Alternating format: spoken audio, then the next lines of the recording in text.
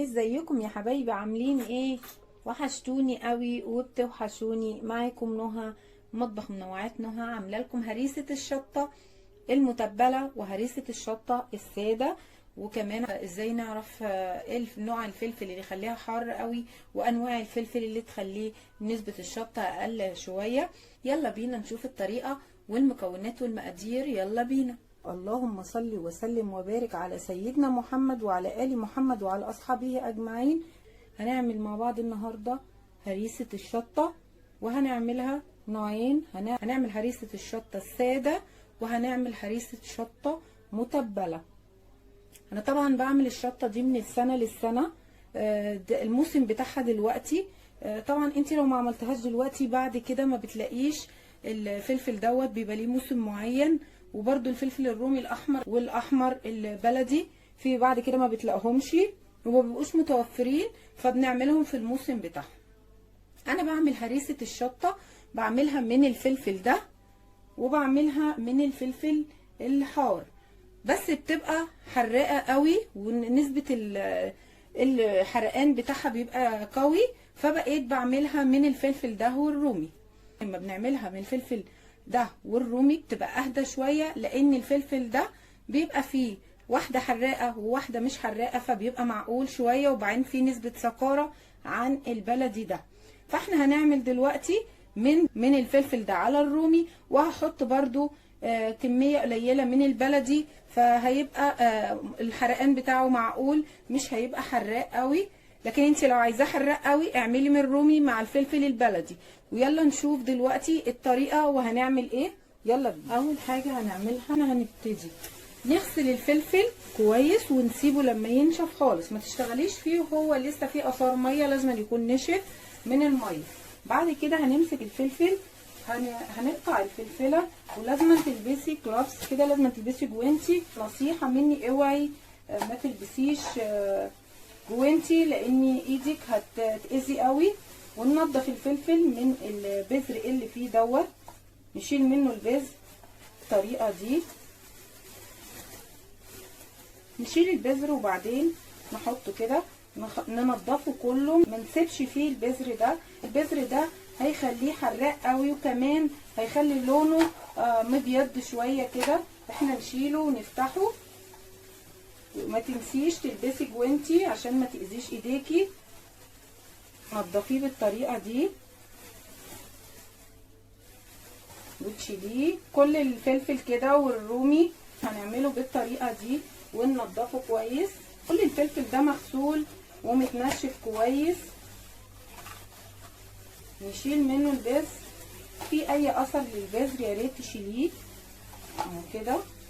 والفلفلايه الرومي عشان كبيره شويه ممكن نقطعها، وبعد كده هنعملها في الخلاط او في الكبه زي ما انت عايزه. فلفل الحار نفس الكلام هنعمله بالطريقه دي.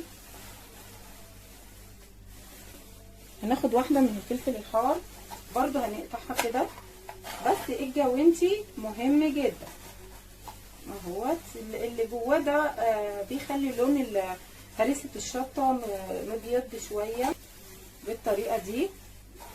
وبعدين نقطعها. طبعا انا هعملها في الخلاط بطريقه سهله، مش محتاجين كبه. انا هقطع الفلفل كله بنفس الطريقه ديت قطع صغيره، وهخلص الفلفل كله وبعدين هرجع لكم تاني يا حبايبي، وبعدين هنشوف ايه اللي هنعمله بعد كده. بعد ما خلصنا الفلفل كله زي ما انتم شايفين، عملت الفلفل كله. دلوقتي هنعمل الهريسه الساده، وبعدين هنعمل اللي هي متبله. هنحط ايه على الهريسه الساده؟ هنحط على الكميه دي هنحط معلقه ملح، وهنحط عليها معلقه كركم كبيره. طبعا دي المعلقه صغيره فهحط 2 عشان معلقه صغيره. هنحط من العسل الاسود، نحط معلقه عسل اسود كبيره. العسل الاسود ده بيحافظ عليه وبيخليها طعمها حلو، وبيحافظ عليها مده طويله. معلقه كبيره. وهنحط ايه كمان؟ نحط معلقه صغيره من السكر برضو بتحافظ عليه. بس كده. وهنبتدي ان احنا نضربها وهنبتدي بقى ان احنا نضربها في الخلاط. بس فيه هنحط زيت بس. بعد ما نضربها كده هنشوف، هنقلبها ونضربها في الخلاط. هنضرب في الخلاط ضربات، مش هنحط ايدينا ونطول، لا ضربات ونقف، ضربات ونقف. ليه؟ عشان ما يبقاش منا ميه، يبقى حتت صغيره كده مش ميه خالص ويبوظ منا لحد ما ينعم معاكم. دلوقتي انا خلصت معاكم هريسه الشطه الساده. ناقص مكون واحد هنحطه بعد ما فرمناها. بصوا حمرا ازاي وجميله، ومش لونها ابيض عشان شلنا منها البذر كله، يعني بنسبه 90% شلنا البذر. ناقص مكون واحد هنحطه عليها، هو الزيت. نحط حوالي معلقتين زيت. حطينا الزيت في الاخر عشان هيديها لمعه جميله. ده المكون الاخير اللي هنحطه. وبعد ما نقلبها كده حطينا حوالي 3 معالق زيت تقريبا. بصوا بقى، بصوا اللمعه بقت جميله ازاي، وبصوا بقى الهريسه بقت جميله ازاي. بصوا جميله وحمراء ومش متماسكه كده، يعني الزيت خلاها بتلمع وجميله. بصوا جميله ازاي. كده هريسه الشطه الساده جهزت. هنركنها ونعمل هريسه الشطه المتبله ونشوف التوابل الجميله اللي هنحطها. يلا بينا. هنحط في هريسه الشطه المتبله الجميله، هنحط على الكميه دي معلقتين ملح كبار، وهحط كمان معلقتين بابريكا كبار. انا المعلقه دي صغيره قوي، فهحط يعني كل معلقتين منها بمعلقه. انا هحط 4 اهو، معلقه صغيره قوي. وهحط كمان معلقه كمون كبيره، وهحط كمان معلقه كزبره، هحط معلقتين خل،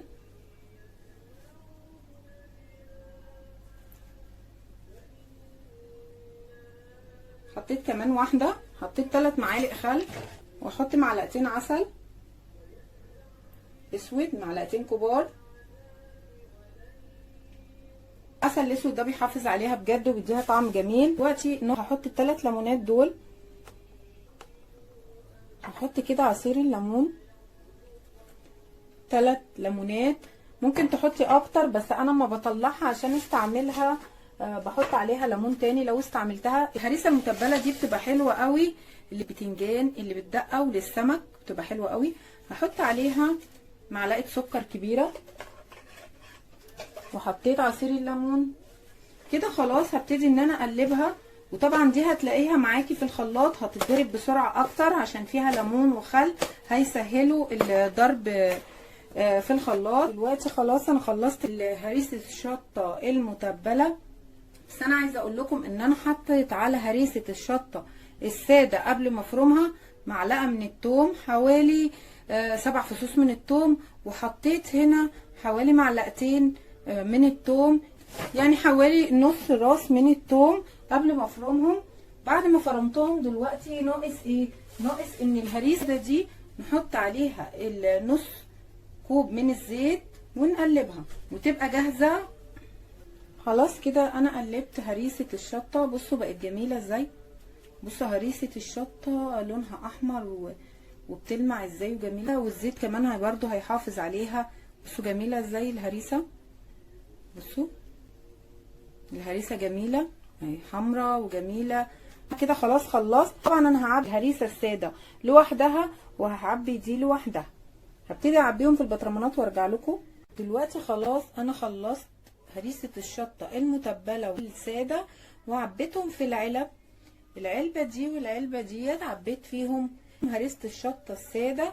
اما بقيه العلب دي فيهم هريسه الشطه المتبله. ريحه هريسه الشطه المتبله جميله جدا، ما بقدرش استغنى عنها. الهريسه في التلاجة لازم طول السنه تبقى محفوظه، وطبعا ده كان الموسم بتاعها ولازم كنت احفظها. بعد كده مش بتلاقيها. وكمان الهريسه المتبله دي بتبقى جميله جدا في تتبيله الاسماك وتتبيله البتنجان اللي بالدقه، بتبقى حلوه جدا. وبرده الهريسه الساده ليها استخداماتها، وبتبقى حلوه قوي في سلطات وفي طحينه وفي حاجات تانية كتير. اعملوها في الموسم بتاعها وصدقوني حلوه جدا جدا في البيت. وكمان قولوا لي رايكم في الهريسه الجميله دي. بصوا الهريسه جميله ازاي، عايزه اوريكم. الهريسه بقت حمراء، لونها تحفه بجد، وسمكها جميل جدا جدا. طبعا هي ما بيجرالهاش اي حاجه، والعسل مع الخل مع الليمون بيحتفظوا بيها طول السنه، وبرده السيده بتحتفظ بيها طول السنه. الهريسه جميله. وما تنسوش نهى في اللايك والشير وسبسكرايب للقناه وتفعلوا زر الجرس، وما تنسونيش في ارائكم الجميله. انا بحب الكومنتات بتاعتكم الحلوه. ما تنسوش تعملوا الهريسه في البيت. وباي باي يا احلى متابعين.